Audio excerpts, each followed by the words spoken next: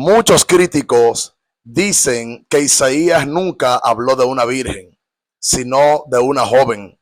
Otros dicen que la profecía de Isaías se cumplió en su esposa o en alguno de sus hijos.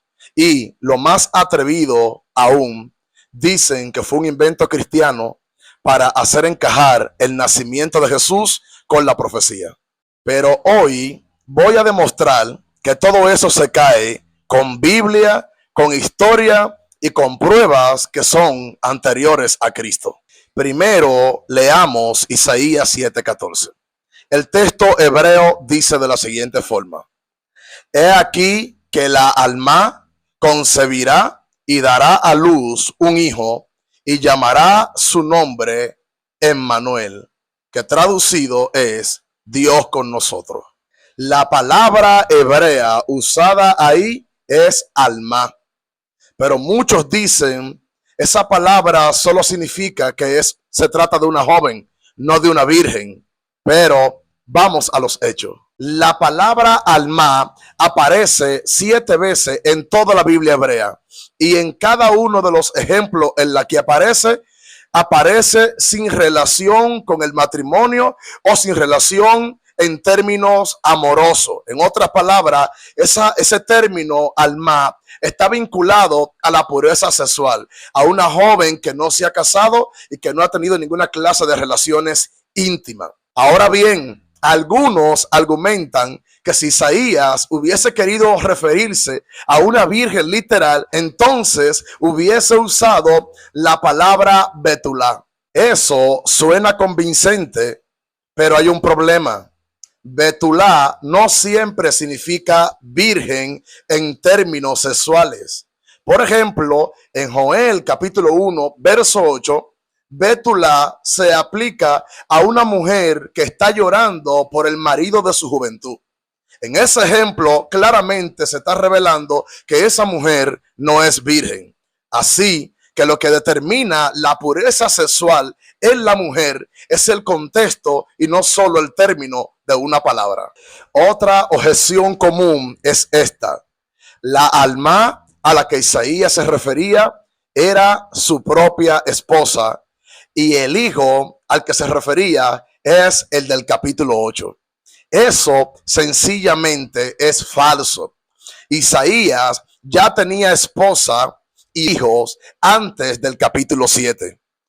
A su esposa él la llama la profetisa, y su hijo, cuando habla de su hijo en el capítulo 8, le llama o le pone por nombre Maher Shalal Hasba, no Emmanuel. Así que hay que hacer bien la tarea. Señores, si Isaías estuviese hablando de su esposa, hubiese usado la palabra Isa, que significa esposa, o hubiese repetido la palabra la profetisa, como ya lo había hecho antes, pero no lo hizo.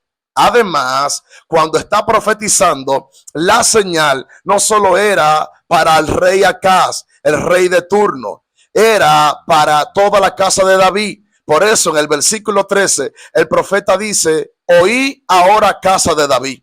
En otras palabras, la señal y la profecía era para toda la dinastía mesiánica, no era para un embarazo en común. Algunos dicen que hubo cumplimiento inmediato en el tiempo del profeta Isaías, pero eso choca con 3 detalles que son vitales. Primero, el nombre que debía ponérsele al niño era Emmanuel. Sin embargo, no hay registro histórico de que se le haya puesto ese nombre a ningún niño en la época del profeta Isaías. Segundo, en Isaías capítulo 8, verso 8, luego del nacimiento del hijo del profeta, se sigue hablando de Emmanuel como una figura futura, nunca como alguien del presente. Y número 3, el rey Acaz nunca vio cumplimiento literal de la señal que le dio el profeta, porque la señal trascendía a su propia época. Ahora vamos a la daga más cortante de este video: la Septuaginta. La Septuaginta es una traducción griega del Antiguo Testamento. Y esa traducción griega fue hecha por judíos entre el 250 y el 150 antes de Cristo. Oigan bien, antes de Cristo. Y cuando esos traductores judíos llegaron a Isaías 7:14, ¿qué palabra ustedes creen que ellos utilizaron en griego para traducir la palabra hebrea alma?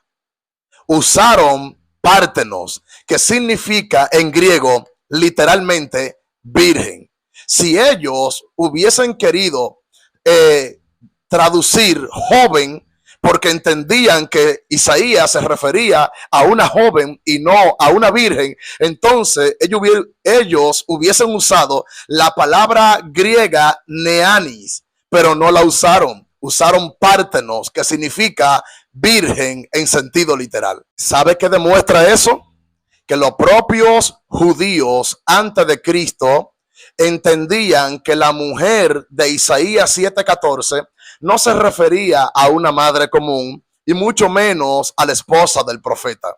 Ellos entendían Isaías 7:14 como que hablaba de una mujer que todavía no había tenido relaciones íntimas con nadie. En otras palabras, entendían que se refería a una virgen.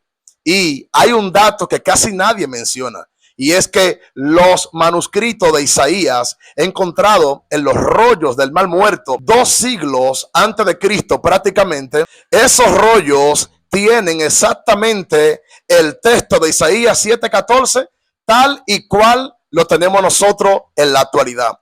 En otras palabras, no ha habido cambio ni ha habido manipulación jamás por parte del cristianismo. Además, los targumes judíos antiguos aplicaban Isaías 7 y Isaías 9 al Mesías. Y aquí viene lo irónico. Los rabinos que empezaron a interpretar Isaías 7 lo hicieron después de Jesús, no antes de Jesús. Por ejemplo, está el caso de Razi.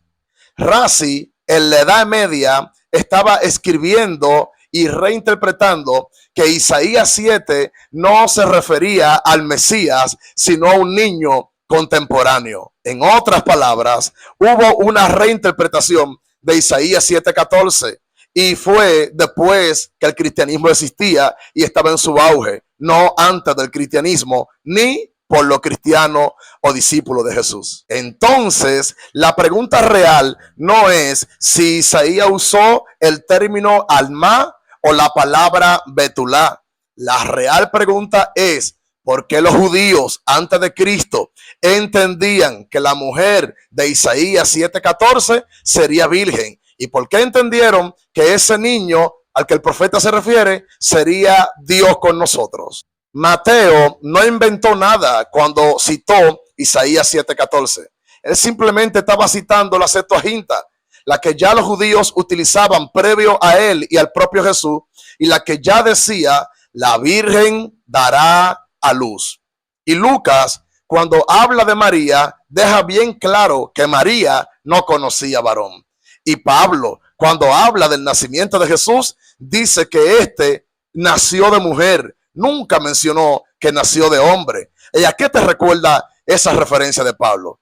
Al protoevangelio. En el protoevangelio, en Génesis 3:15, cuando Moisés o el autor del Génesis está profetizando acerca del futuro Mesías, está dejando en claro que la simiente de la mujer le pisará la cabeza a la serpiente. Nunca dice la simiente del varón. Así que no hay contradicción, no hay invento cristiano.